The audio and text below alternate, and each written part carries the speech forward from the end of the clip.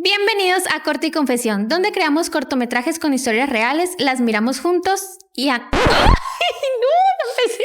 No fue mi culpa. Sí, No fue mi culpa. me distrajiste. Sí. Voy a hacer luego un clip de todas las veces que me equivoco. ¡Y no! Enojada, no. Bienvenidos a Corte y Confesión, donde creamos cortometrajes con historias reales, las analizamos juntos y juzgamos la vida ajena. ¡Ya me salió! ¡Tin, tiririn, tin, tin, tirin!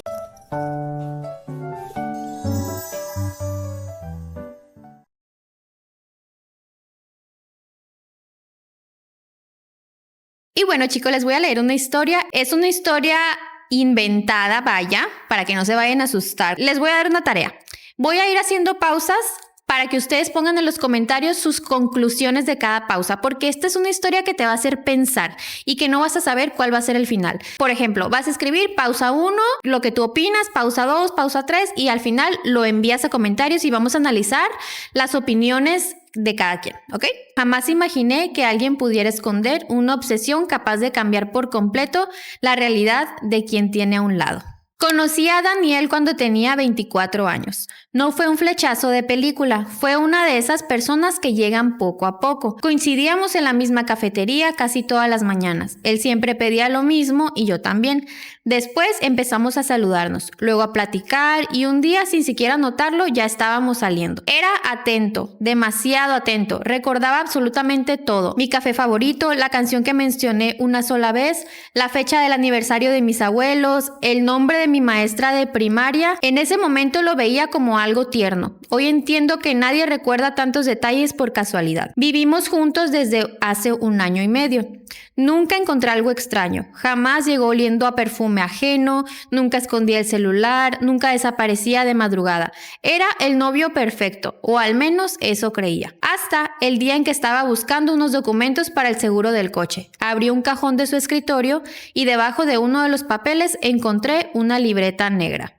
Sin títulos, sin etiquetas, solo una libreta común. La abrí esperando encontrar cuentas o apuntes del trabajo, pero en la primera hoja había un nombre. María Hernández, 27 años, 1,63 de estatura, cabello negro, última vez vista el 14 de marzo. Debajo había una fotografía impresa y una nota escrita con su letra.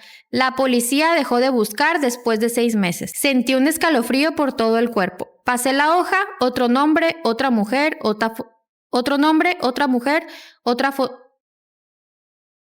¿Por qué no puedo decir fotografía? Otro nombre, otra mujer, otra Pero, y dije, léela tú y yo muevo la boca. Otro nombre, otra mujer, otra fotografía. Otro nombre, otra mujer, otra fotografía. Y luego otra, y más de 50 mujeres. Todas desaparecidas. Algunas tenían mapas dibujados a mano, otras tenían horarios, rutas, lugares donde fueron vistas por última vez y anotaciones como: la familia cambió de ciudad, nunca revisaron esta zona, posible conexión con otro caso. Lo primero que pensé fue que Daniel me engañaba. Lo segundo fue algo mucho peor. Ok.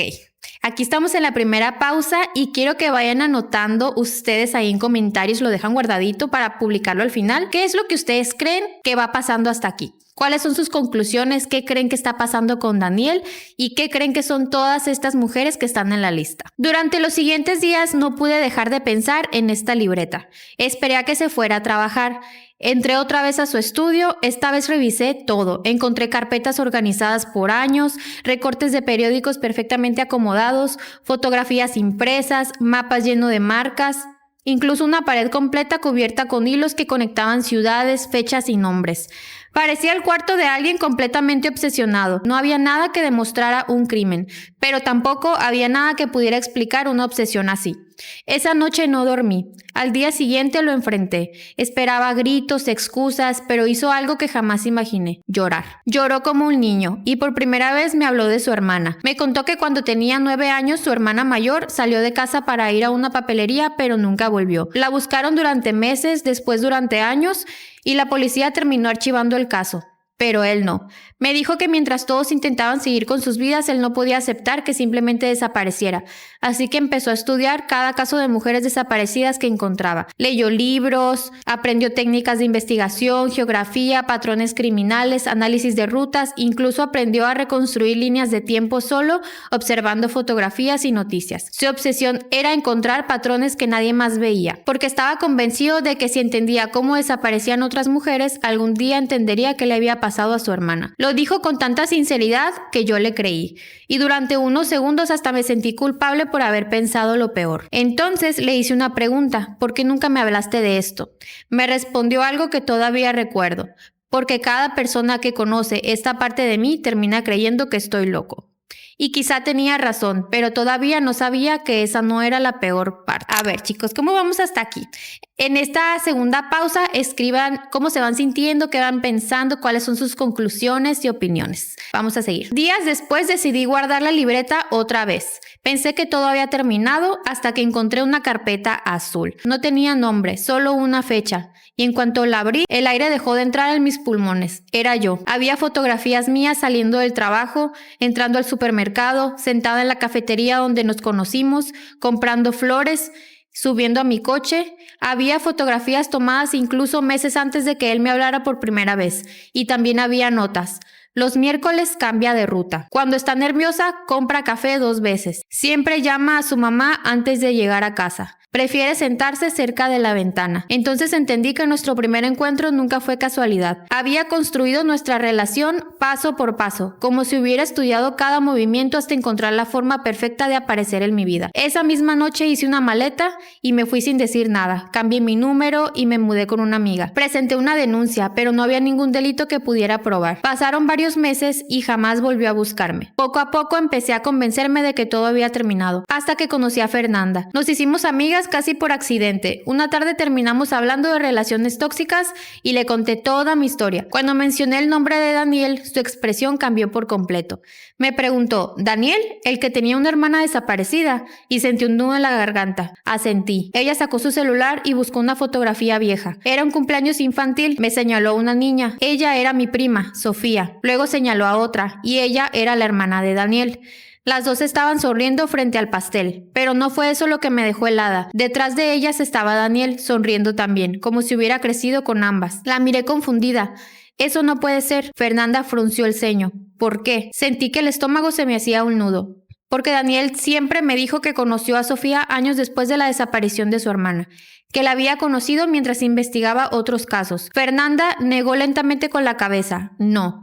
Nuestras familias eran muy cercanas, ellos crecieron juntos, los 3. Hubo un silencio que todavía puedo sentir. Entonces recordé otro detalle. Sofía también desapareció 2 años después de que la hermana de Daniel desapareciera. Y nunca la encontraron, nunca hubo respuesta. Y Daniel había mentido, no sobre cualquier cosa, sobre el momento en que conoció a una de las 2 víctimas más importantes de su vida. Pasó casi 1 año, hasta que una mañana estaba viendo las noticias antes de ir al trabajo. Una conductora anunció que la fiscalía había encontrado los restos de 2 mujeres desaparecidas hacía más de 20 años. La hermana de Daniel y Sofía habían sido encontradas en lugares completamente distintos. La información que permitió encontrarlas había llegado dentro de un sobre anónimo, sin nombre, sin huellas, sin explicación, solo 2 mapas, 2 coordenadas exactas, y la policía confirmó que, gracias a esa información, pudieron localizar ambos cuerpos. Y apagué el televisor, y por primera vez comprendí que había una pregunta que probablemente me iba a perseguir toda la vida. Si Daniel pasó 20 años buscando desesperadamente a su hermana, ¿cómo alguien pudo señalar el lugar exacto donde estaba? Y si ese alguien era él, ¿por qué esperó tanto tiempo? Pero hay otra pregunta que todavía me da más miedo. Si me mintió sobre algo tan importante como conocer a Sofía, ¿qué más de toda su historia era mentira?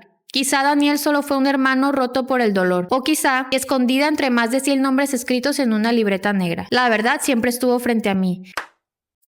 Fin. Bueno, chicos, a ver, ahora sí. ¿Qué creen ustedes que pasó con estas 2 chicas y qué creen que tiene que ver Daniel con ellas 2? Me lo ponen y debatimos. Y muchas gracias por ver el episodio de hoy. También quiero dar unas gracias especiales a mis patrocinadores por hacer todo esto posible. ¡Sí! ¡Lo dije la primera! Y nos vemos en el próximo episodio de Corte y Confesión.